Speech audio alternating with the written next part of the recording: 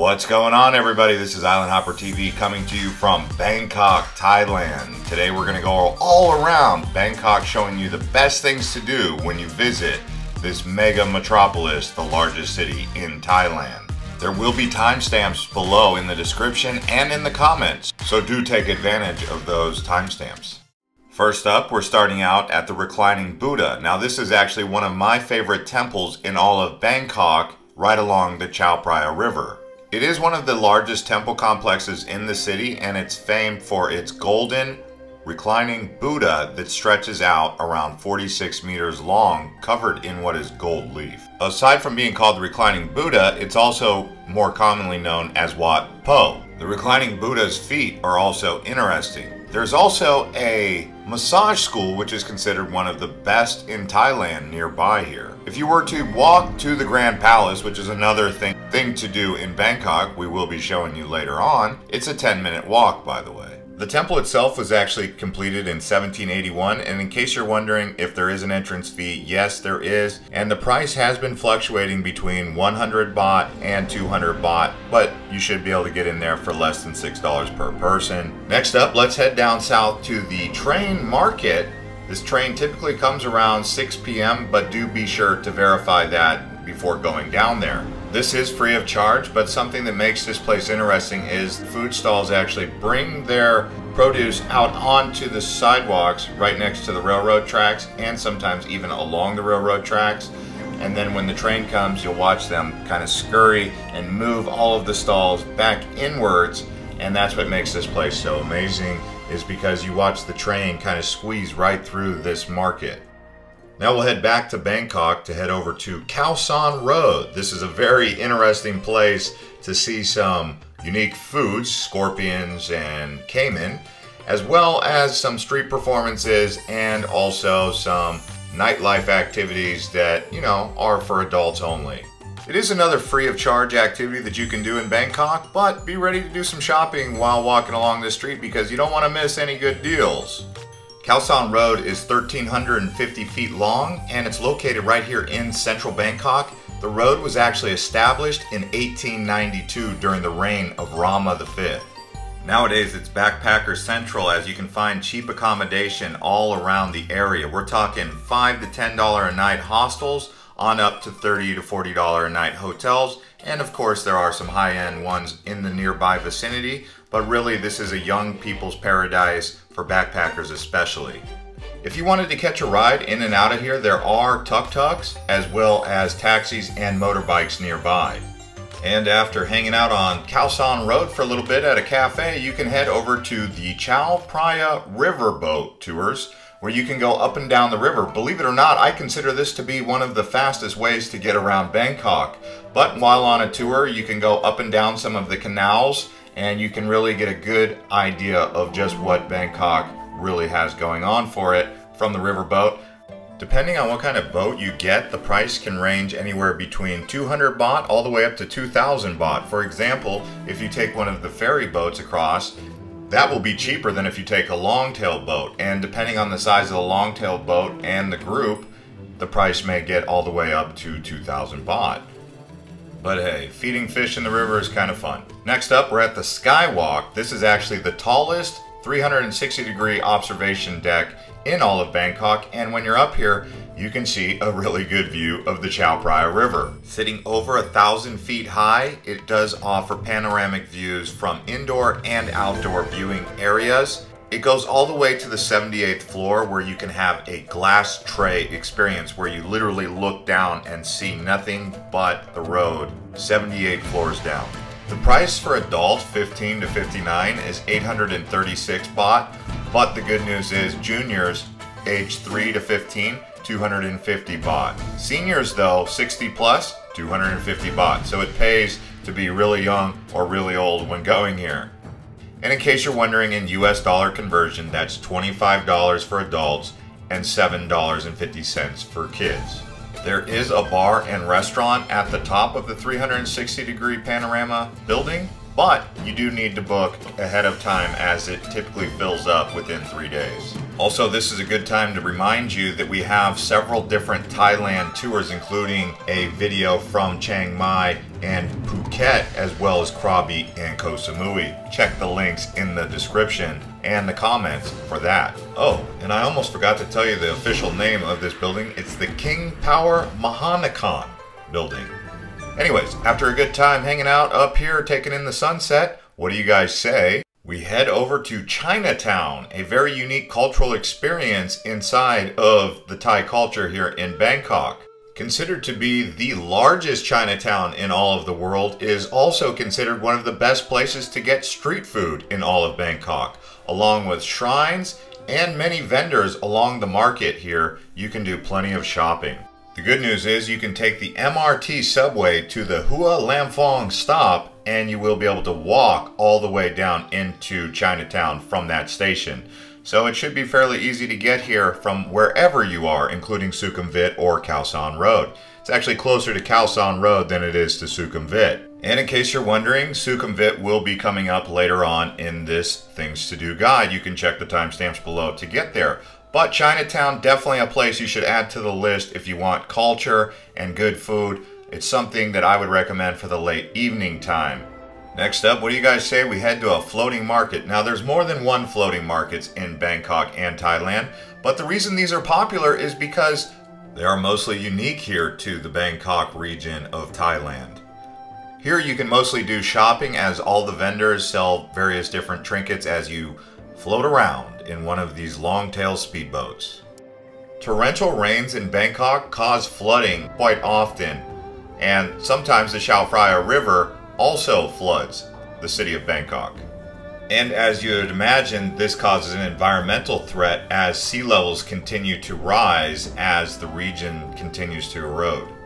The Thai people are very optimistic and smiling always when you show up to their floating markets. I would say it is a worthwhile cultural experience for you to do souvenir shopping while in a boat. Really interesting. I do recommend purchasing tickets before you arrive here if possible.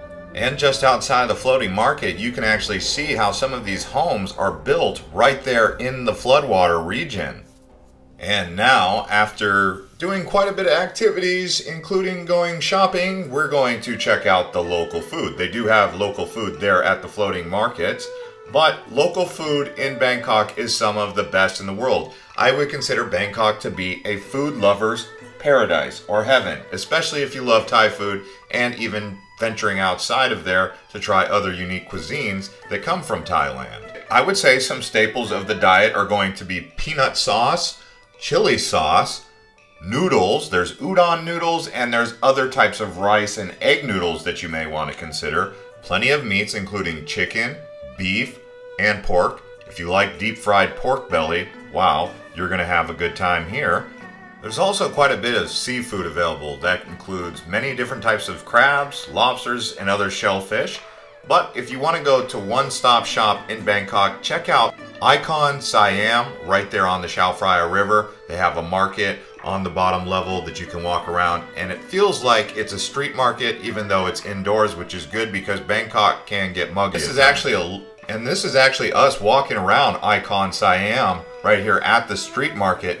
What I would do is I would go up to one of the vendors, order a small meal for maybe 50 to 100 baht, and then I would go back to another vendor and try another one of their cuisine, and I found it to be a great place to sample different types of Thai food. But be ready, it can be an adventure. And what I mean by adventure, well, let's just say that trying alligator or caiman, or maybe even some bugs, can be unique. How about trying tarantula spiders or black scorpions? Ah, crunchy. Well, it's been a while since we've mentioned a temple, so let's talk about the Golden Temple. I found the Golden Temple to be the most accessible and easy. You can go up to the temple on the top. It takes maybe 30 minutes, 40 minutes, depending on how much time you want to actually spend in the temple, but you can go through some of the rituals and actually purchase a gold leaf and leave it there if you would like. But it's a really nice place to come and relax. I would say doing something like this around early afternoon, around lunch, probably a great way to start your day for your first activity. That's why I'm adding it to the list. Let's bounce back to the IconSiam area and talk about the big picture of just what this place is. We just talked about the food market, but it's more than a food market, so I want to tell you more about it. As you can see, it's an outdoor area. It's very modern, it's luxurious. They have high-end shopping here. It's also the biggest mall in Bangkok. There are many malls across Bangkok, and we could say that going to malls in Bangkok really is a thing, but IconSiam, one of the best, although there are several others like MBK, Central World, Terminal 21, just to name a few. Also, this place is designed to look like and feel like you're outdoors, even though you're indoors. That explains all of the vegetation on the roof. But you can see right out here on the river, it's really a nice area. I enjoy it. I thought it was very chic and modern. Also, something else to consider is the fact that you can take a water taxi across the Chao Phraya River and you'll really end up right there in Chinatown. So you can go IconSiam to Chinatown or Chinatown to IconSiam in the same day very easily. Because we all know getting around Bangkok can be stressful in a motor vehicle. And here we are taking that free shuttle on the water taxi looking at IconSiam as we pull out. Next up, let's talk about motor vehicles in general, tuk-tuks. And the best way to describe a tuk-tuk is it is a rickshaw with open air seating on 3 wheels. It's basically like a golf cart, but with a more powerful engine, more particularly like a motorbike with a carriage. Now, why would you want to ride a tuk-tuk? Well, they're cheap and they're an efficient way to get around because tuk-tuk drivers have more mobility on these busy Bangkok streets. Also, they tend to be cheap and they're a cultural experience.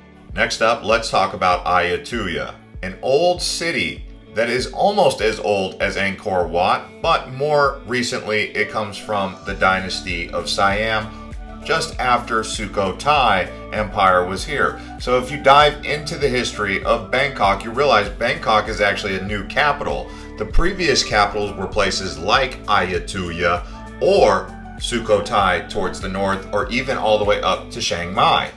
Bangkok is a new metropolis in Thailand. Ayutthaya, depending on traffic, is about an hour and a half to 2 hours north, but again, it is an old cultural site, so it's probably worth it. The entrance fee is around 50 baht per person.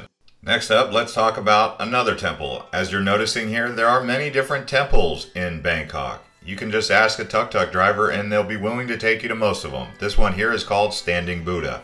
The official name is Wat Intha Vihan statue, and it stands 32 meters tall or 105 feet for those of you operating in the metric system. And for a small donation, you can actually be one of those putting gold leaflets on his feet there. And the construction of this Buddhist statue actually started in 1867 and took 60 years to complete. When it was finally completed was 1927, and the image is actually made out of brick and stucco with a gold leaf exterior. Also, it is 40 baht per person to get in, but again, more of a relaxing temple to go to, not so many crowds. This is more of an afternoon activity so expect to spend 30 minutes to an hour here just kind of paying your respects to the temple. Next up, let's talk about shopping local, but more specifically, I want you guys to think about clothes. And when you think about clothes, I want you to think about custom fitted tailored clothes because Bangkok is very popular for this. Now, the first sale they're going to try and get you on is a suit. So if you don't have a custom tailored suit, you can get a custom tailored suit on the low end for 150, or you can get a high-end suit for around 350. Now remember, everything about this is going to fit you perfectly because they're going to take your measurements.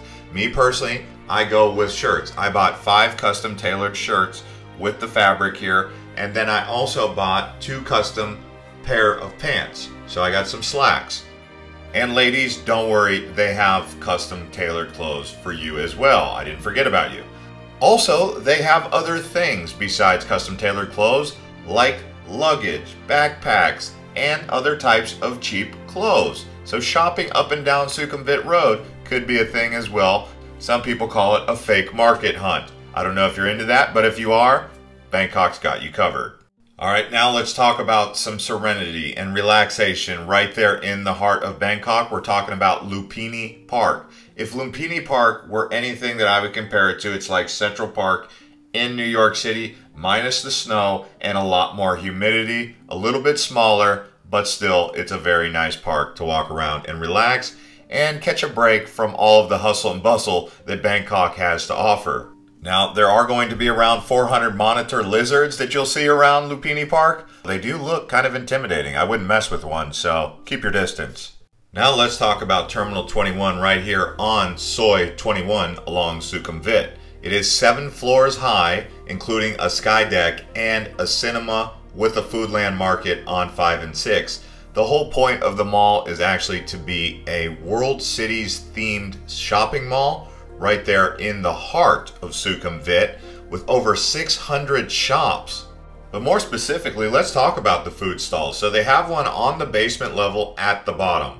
But then as you take the escalators up, or if escalators up 7 floors are not your thing, you can take an elevator. But then when you go to 4 and 5, 2 different areas for food stalls. And as I said, each floor is themed to a different area around the world, as you can see the Golden Gate Bridge right there. But this up top here is Pier 21, which is the food stall I recommend the most. I actually love going here because there's so much variety for food. If you love Thai food, this is where you want to be. So pause the video right there and take down note and say, Pier 21, Level 5 at Terminal 21. Next up, let's talk about the big ticket in town. It is the Grand Palace. Now, getting into the Grand Palace, you do have to abide by the dress code. So you can buy pants outside or just wear pants when you arrive. Unfortunately, we were limited on how much video we could actually take of the Grand Palace, so it's just getting an honorable mention. You'll have to go there and see it for yourself. Next up, let's talk nightlife in Bangkok, a very popular place for people who have seen the movie Hangover 1 or Hangover 2 or Hangover 3. And the reason it's popular is because they have lots of nightclubs and big time party scene here. Some areas that you'll want to take note of are going to be Sukhumvit Road, which I already told you about a few times, Khaosan Road, which you already saw in the previous segment, and then there's malls, there's concerts, there's Sukhumvit Plaza. There's also some crazier places. If you really want to get into some wild areas, you would go to places like Soi Cowboy, which I think is on Soi 23 right next to Terminal 21. But then again, there's other areas that people go along Sukhumvit, like Nana area. But those are a little bit more risky areas. If you're looking to keep it simple and have some fun, probably just end up on Khaosan Road and you'll feel like, hey, that night in Bangkok was pretty wild. But like I said, rooftop bars, really where you're going to go for the luxury experience. My assumption would be that if you're coming to Bangkok, you probably already know about the nightlife. So the next one we'll talk about here is going to be River City, which is across the way from IconSiam, in between IconSiam and Chinatown. This is another area that you may want to check out. They got restaurants and they've also got a nice area right along the Chao Phraya River. Now that you have a pretty hefty list of activities and things to do while in Bangkok, one of the finest cities in all of Asia and certainly Southeast Asia to say the least, enjoy yourself, be safe, and if you enjoy these videos, watch some more from our channel of Phuket and Koh Samui. You can click right here to watch those now.